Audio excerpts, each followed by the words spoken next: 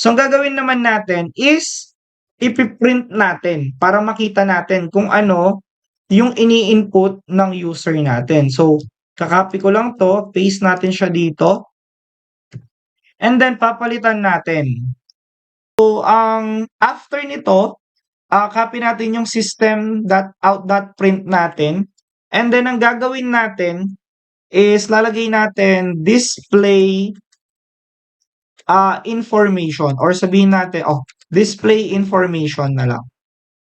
Then, ang gagawin natin, maglalagay tayo ng println dito. So, yung ln natin guys, ito yung new line natin. So, bababa yung display information natin. Hindi siya didikit dito sa prompt natin na to. So, yun yung purpose niya. Now, copy ko siya ngayon, paste. Then, ang gagawin natin dito is kukunin nyo to, erase, and then sasabihin nyo, first name.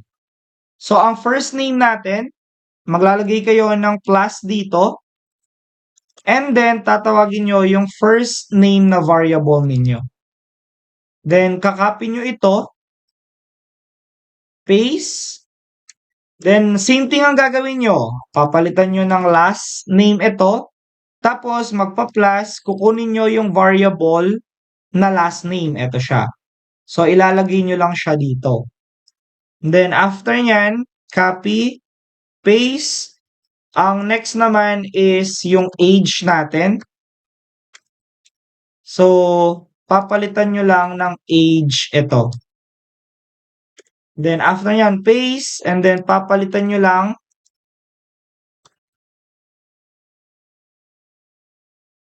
ng, palitan lang natin siya ng favorite number. So, dito naman yung favorite number natin. Paste, tapos papalitan nyo lang yung sa mga string. Next natin will be yung gender. So, gagawin nyo lang gender ito. Paste, tapos palitan nyo lang after ng gender yung section natin.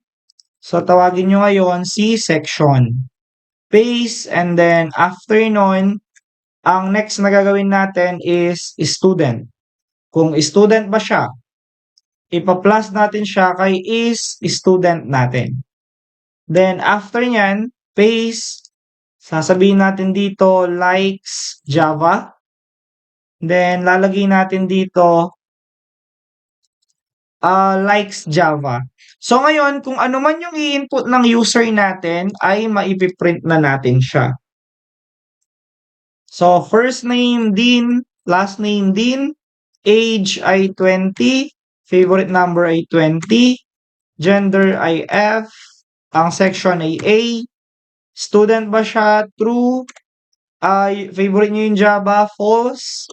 And then, mapapansin nyo, eto na, display information, yung first name, din, last name din, age 20, favorite number 20, gender F, section A, student true, likes Java, false siya.